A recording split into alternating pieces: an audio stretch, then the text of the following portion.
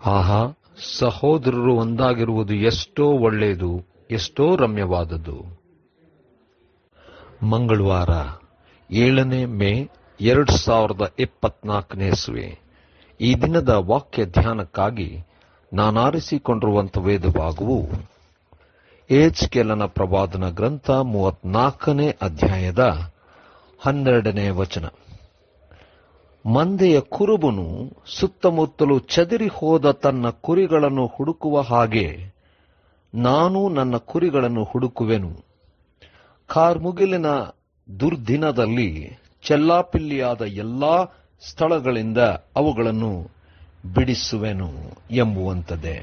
ಕರ್ತನಲ್ಲಿ ಪ್ರೀತಿಯುಳ್ಳ ದೇವ ಜನರೇ, ಶುಭೋದಯ.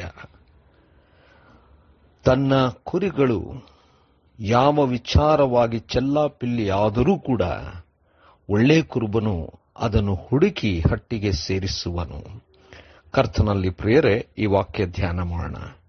ಈ ದಿನದ ವಾಕ್ಯ ಧ್ಯಾನದ ಶೀರ್ಷಿಕೆ ಚೆಲ್ಲಾಪಿಲ್ಲಿಯಾದಂಥ ಕುರಿಗಳನ್ನು ಹುಡುಕುವುದು.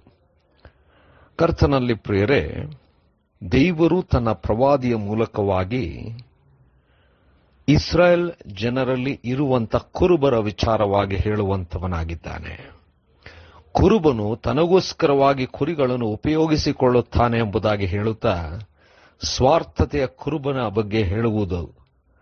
ಅಷ್ಟು ಮಾತ್ರವಲ್ಲದೆ, ದೇವರು ತನ್ನ ಆದುಕೊಂಡಂಥ ಜನಾಂಗ ಇಸ್ರಾಯೇಲ್ಯರನ್ನು ಯಾವ ರೀತಿಯಲ್ಲಿ ಕಾಪಾಡುತ್ತಾನೆ ಎಂಬುದಾಗಿ ಇಲ್ಲಿ ಒಂದು ನಿರೀಕ್ಷೆಯನ್ನು ಕೊಡುತ್ತಾ ಹೇಳುವಂತವನಾಗಿದ್ದಾನೆ.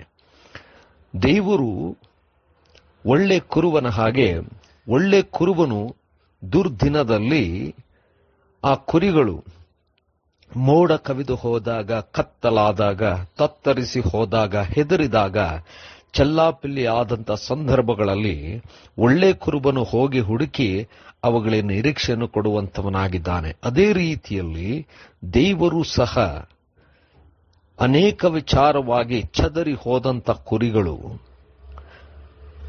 ಕತ್ತಲೆಯಾದಾಗ, ಕಾರ್ಮುಗಿಲಿನ ಮೋಡ ದುರ್ದಿನ ಬಂದಾಗ, ಅಂದರೆ ಅನೇಕ ಪರಿಸ್ಥಿತಿಗಳು ಮನುಷ್ಯನನ್ನು ತತ್ತರಿಸಿ ಹೋಗುವಂತೆ ಮಾಡಿದಾಗ, ಆ ಮನುಷ್ಯನು ತನ್ನ ಸ್ಥಳವನ್ನು ಬಿಟ್ಟು ಬೇರೆ ಹೋಗುವಂಥದ್ದು ಅಥವಾ ಮಂದೆಯನ್ನು ಬಿಟ್ಟು ಒಬ್ಬಂಟಿಗನಾಗಿ ಹೋಗುವಂಥ ಸಂದರ್ಭಗಳಿರುವಾಗ, ತಪ್ಪಿ ಹೋದಂಥ, ಚದರಿ ಹೋದಂಥ ಅಂಥ ಸ್ಥಿತಿಯಲ್ಲಿರುವಂಥವರನ್ನು ತಿರುಗಿ ನಿರೀಕ್ಷೆಯಿಂದ ತುಂಬಿಸಿ ಸರಿಯಾದಂಥ ಸ್ಥಳಕ್ಕೆ ದೇವರು ಕರೆತರುತ್ತಾನೆ.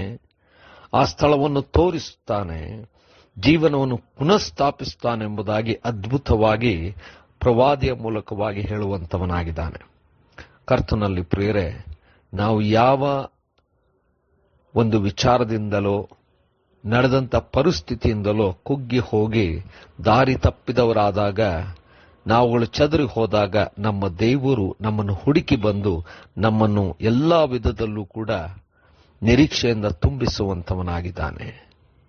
ಕರ್ತನೇ ದಯಮಯ ಸ್ವಾಮಿ, ನೀನು ಕೊಡುವಂಥ ನಿರೀಕ್ಷೆಗಾಗಿ, ನೀನು ನಮ್ಮನ್ನು ಹುಡುಕಿ ಬರುವುದಕ್ಕಾಗಿ ನಿನಗೆ ಸ್ತೋತ್ರ ಸಲ್ಲಿಸ್ತೇವೆ.